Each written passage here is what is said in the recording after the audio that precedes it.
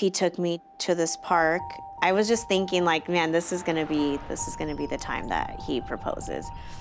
But he told me to get out of the car. He came around the car, and that's when he slapped me across the face. And he said, "You're gonna be working for me now." And then these two big trucks like pulled up. I met the other two pimps at that time. I was trafficked. I just didn't expect that. I thought it was gonna be different.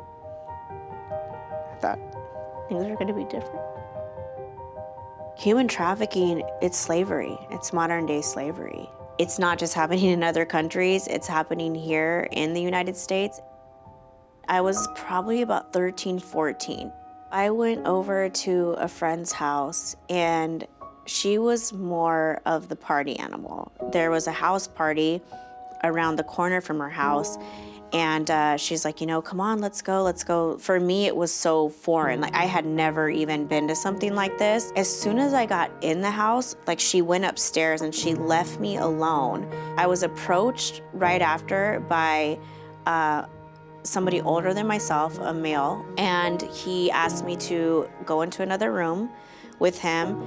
He started telling me all these like amazing things, like, you're just so beautiful, I love your eyes. I felt like he had me right away, like at that moment. Like I felt like he swept me off my feet. My parents immediately knew he was bad news. I remember my dad pleading with me, he's not good for you. Like, they tried to stop me. They tried telling me I couldn't go out. They tried everything. He would take me up into the Hollywood Hills, and we'd do like drives and stuff. And because I come from a small town, that was really big for me because I never really had seen homes at that level or like money at that level. One day though, he pointed into this one house and he told me that that it was gonna be our house one day. We were driving, it was like a windy road, and we went down to this park, and that's when he told me I was gonna be working for him that day. I never heard of even the word trafficked at all. I didn't even know it was a thing. I definitely just thought I was in a relationship with somebody that I loved. And then there's just different types of trafficking. My type of recruiting was more of like the Romeo pimp. They act like they're your boyfriend. Once that romancing's over and they kind of know, like they have a sense of like, okay, this girl's with me, then they break you down, and mentally, emotionally, physically. They would tell us stories about what they would do to the other girls. Like, if you don't listen, like, this is what's gonna happen. My friend, the traffickers broke her body. I think they said like there was like 12 different bones broken. They lit her dad's car on fire. One of the pimps, he actually attacked one of my friends. I tried to jump on his back, and he took a Grey Goose bottle and he broke it over my head. I also encountered something that was really hard to see, and I actually unfortunately was a part of it too, but there was a book, just a bunch of pictures of young girls. They were very explicit photos. One of the guys threatened me, and he was like, we're gonna send these to your family. At this point, I knew if I even try to get out of line with them, I knew that this is not gonna go well for me. What we would do is house calls and things like that. We would strip dance for these guys. We can still go to school, but if they called during school, it didn't matter. We'd have to show up. There was a few times where I ditched school and I'd go do a house call. It was over a matter of time between 14 to about 19. I'd still come home crying a lot. You know, my mom would ask me like, what's going on? Is everything okay? But I would never tell her. I was afraid of those photos. I was afraid of what they would do. I was always so scared that I was gonna die. I didn't really think I was gonna make it out. I was on the verge of graduating when I moved out with the pimps in high school. At night, I danced on Sunset Boulevard at the Body Shop strip club. I was 18 at this time. When I first found out I was pregnant, my immediate response was abortion. I didn't tell my trafficker right away. I told my friend Amanda first. She wasn't like one of my closest friends. She was just a safe person. She broke down like someone close to her had just passed away or something, you know? But I remember thinking like, wow, she actually cares about me. Because I felt so unworthy, I did not feel worthy of anything. So to feel that worthiness in that moment that she exemplified was life-changing for me. If I keep my baby, she said that God will provide for me and that he'll protect me. I didn't really know too much about religion or faith or anything growing up. My parents actually weren't religious at all. And so that same day that she told me that God would protect me and provide for me, I went to work and I was in the back of the strip club dressing room. I was fixing my lingerie and I looked down to fix something. I could see my little baby bump, forming, and I knew I was gonna keep my baby at that time. I just knew it. I went from darkness into the light. I have to change. I have to get out of here. I can't do this. It was an immediate response. I left the strip club and then I get home. And this part, I still to this day, I say when I get to heaven, I'm gonna ask God, how did this happen? But there was a book on my dresser called God's Promises for Women.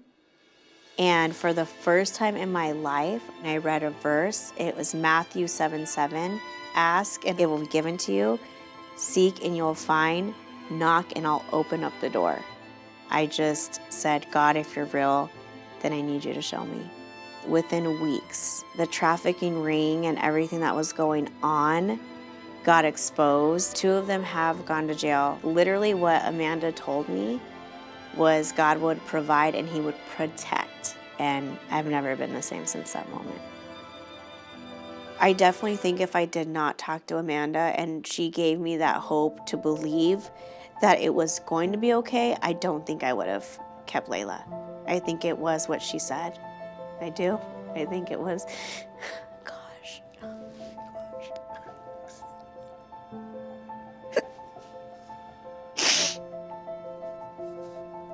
I hope this reaches somebody. There's a connection with the abortion clinics and sex trafficking. You don't know if she wants to maybe keep the child. You have no idea. To allow this process to happen, what if that woman is not okay with that happening and you just don't know it? They should know, or they should ask, is this happening to you? And is this the choice that you want to make?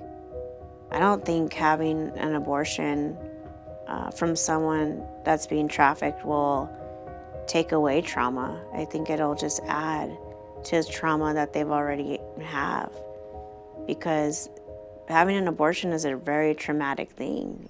I think actually Leila helped to heal a lot of my trauma. She's what gave me the courage to go and to start over. My name is Leila Raylene. My mother is Ashley Nadine, and I am 17 years old.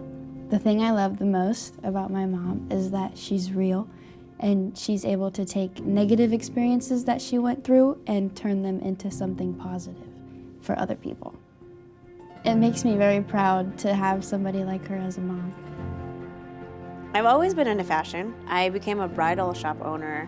My middle name is Nadine, but it means hope. I give hope to the brides because I get to dress them, on their special day.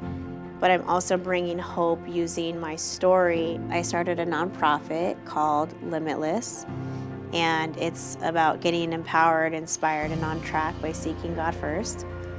But there's a big part of it where we do raise awareness for human trafficking, for anybody who's in a really dark place where you feel like there's no hope. I want to say that there is hope and that you really don't have to stay. You do have a choice to get out. Your child could actually be your saving grace and can actually be something that God uses in a positive way, because that's what happened to me. I would say that keeping Leila is the best thing that has ever happened to me. To see her grow into this beautiful woman now, she's 17. But to think about all the fear that I had to face and how much she's made it worth it. I know I tell you this almost every day, but you're the best thing that's ever happened to me. And I'm so grateful to have you in my life. Love you. Love you so much.